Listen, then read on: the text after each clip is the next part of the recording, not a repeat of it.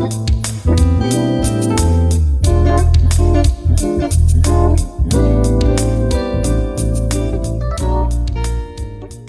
does it mean if you're the only person that's exceptional in your circle?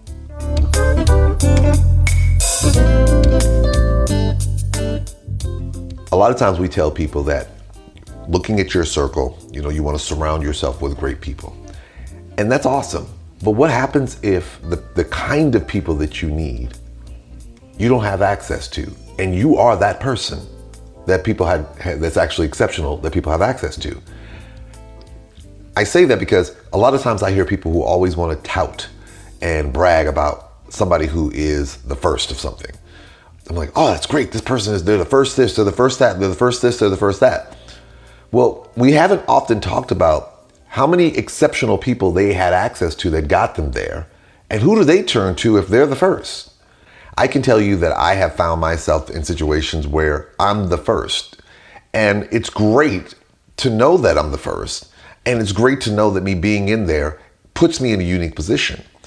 But think about the fact that when you are the first of something, that means you're going to be moving in spaces and getting access to things that a lot of people in your circle have never been exposed to and can't relate to. Probably the best example that I give and I share is when I'm talking to people about their parents. When you hear somebody first generation to go to college, first generation to graduate from college, first one to be a lawyer, first one to be a doctor, that's all awesome. But as you're still growing and trying to become more professional and expanding your career, the reality is that the people who you relied upon to motivate you and push you to get to this goal, they probably can't relate to what you're doing or what you're going through when you're there. Now, I'm not talking about practicing medicine or practicing law or being an elected official or anything like that. What I'm saying is that they have not had the opportunity to move in spaces, engage people, and attain intellectual property or valuable insight and information that they can utilize to help them move forward. So that means the people who are around you, at some point, they become more of a cheerleader and less of a resource to help elevate you. Now, I'm not trying to say that you can't learn from that person. That's not the point that I'm making. The point that I'm making is that this is one of the downsides of being the first, because there is no norm when you're the first. You are the exception.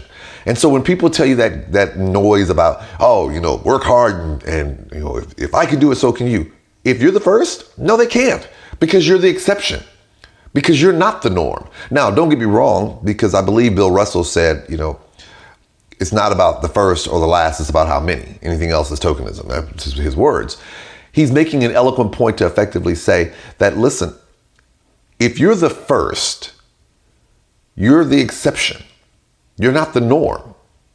So to say that you're the norm and that people can duplicate what you're doing is really lying to them, because you're not really telling them anything unique, because you're telling them that if you use this model, you're gonna work it out. It's gonna happen just like it did for me. Well, no, it's not, because everything that it took for you to get from point A to point B occurred because there were a series of specific situations that presented themselves. You had to respond to those challenges, and those challenges put you in paths that made you have to choose to go to the left or the right. You made those decisions, and they got you to where you are. One bad decision, one wrong decision, one different decision, and you could have gone completely in a different direction. But we want to tell people that if they do this, they're going to make it happen.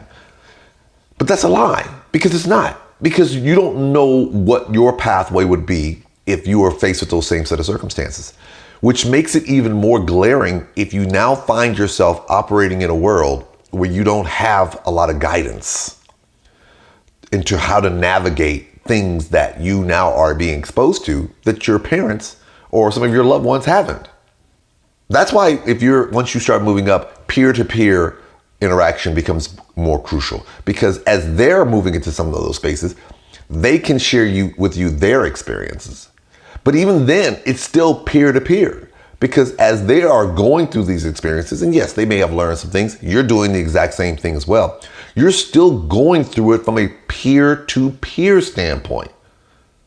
There's nobody over you that you can turn to. If you're lucky to find someone that you can reach out to who can give you that guidance, that's awesome.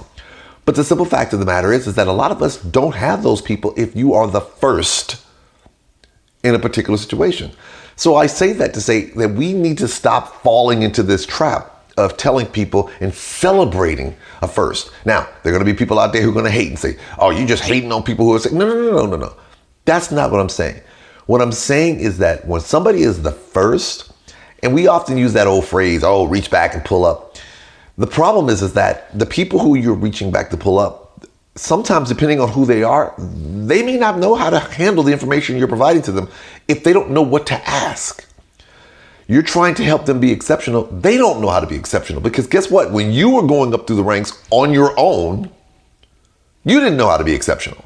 Not saying that you're not an exceptional person. It's just that when you were making moves and putting yourself in spaces, you didn't know what it meant to be exceptional. So what you did is you looked for certain things. You looked for certain affiliations. You looked for certain organizations to join. You looked at everything around you that you thought would tell you what exceptional meant.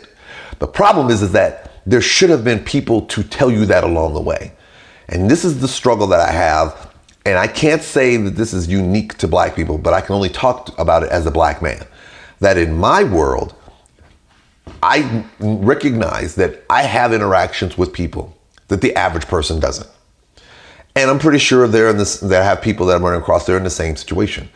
But the hard reality is that if you're the first, if you are the phenomenal, if you are the exceptional person, the cold, hard reality is that there is a very good chance that you had no one around you to guide you to what the next level of exceptional looks like.